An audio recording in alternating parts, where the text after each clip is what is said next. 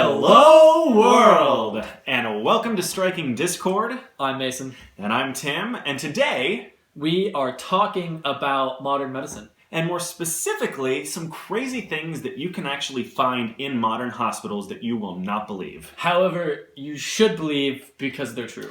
So let's get straight to it.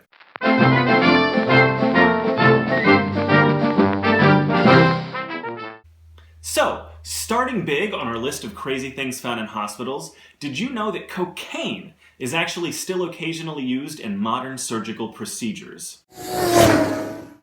Cocaine, like all other drugs ending in cane, is actually an anesthetic, just like Novocaine, lidocaine, xylocaine, or benzocaine. And cocaine is also a very potent vasoconstrictor, which means that it makes the blood vessels more narrow. These two qualities make cocaine extremely effective in nasal and sinus procedures. Because, in addition to numbing the area, as a vasoconstrictor, it helps to dry out the sinuses. Cocaine has been used medicinally since the late 1800s and was still used commonly in surgical procedures as recently as 20 years ago. Nowadays, it's not quite as prevalent, but a lot of older ENT doctors still use it to this day. The second thing on our list is leeches. So, the first recorded use of them is about 2,000 years ago in Hellenistic Greece, which is around 200 BC.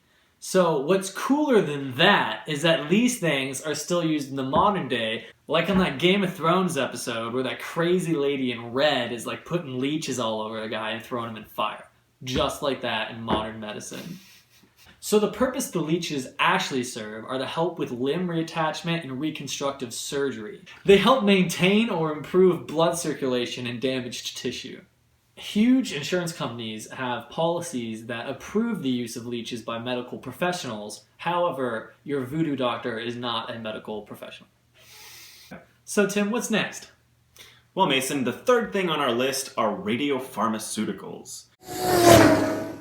And radiopharmaceuticals are literally just radioactive compounds that patients ingest in order to help with diagnostic and treatment purposes. This field of medicine is called nuclear medicine, and in nuclear medicine, some types of radioactive substances are used as tracers to help highlight certain parts of the body in various types of imaging scans, like PET scans. These compounds can also be used interventionally to treat certain types of diseases, such as cancer, especially of the thyroid. Now, nuclear medicine is not without its risks. As is with all types of medication, you have to weigh the benefits of the treatment against the risks of the treatment, and then you take that and weigh it against the risks of doing nothing at all and letting whatever is wrong with the patient persist. And usually with risky treatments, they're only done when the risk of not doing anything at all is greater. However, you might wonder just how safe this treatment is when they bring your pill out to you in a giant lead-lined container that they unscrew with all of its radioactive warnings stamped all over the container. That's how Godzilla was born. Fact. So Mason, what's next? Maggots, and not the Slipknot fans. Is that what Slipknot fans are called? They're called maggots. Really? Yeah. Oh. So, leeches aren't the only living thing that medical professionals use in procedures. In what is known as maggot debridement therapy, maggots are placed into the wounds to help clean out necrotic or dead tissue. But due to the graphic nature of the photographs, we won't be showing you any pictures.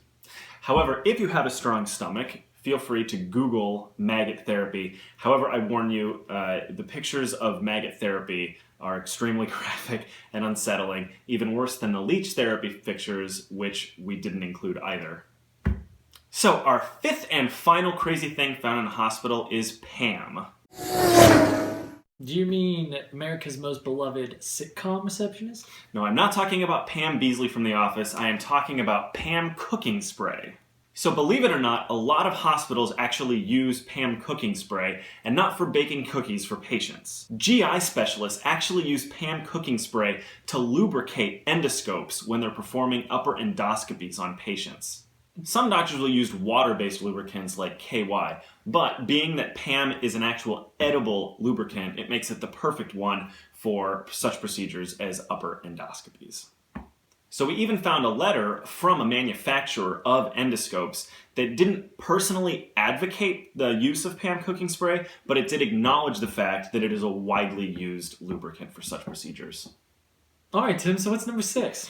Actually, we don't have a number 6. Our list only goes up to 5. However, if you work in a hospital and are familiar with such strange current hospital procedures, feel free to leave a comment because we intend to make another list. We already have a couple ideas, but we would love to hear your ideas. As always, please subscribe if you like our videos. Don't forget to like the video if you liked the video. And we love to hear from people that watch our videos, so please add a comment.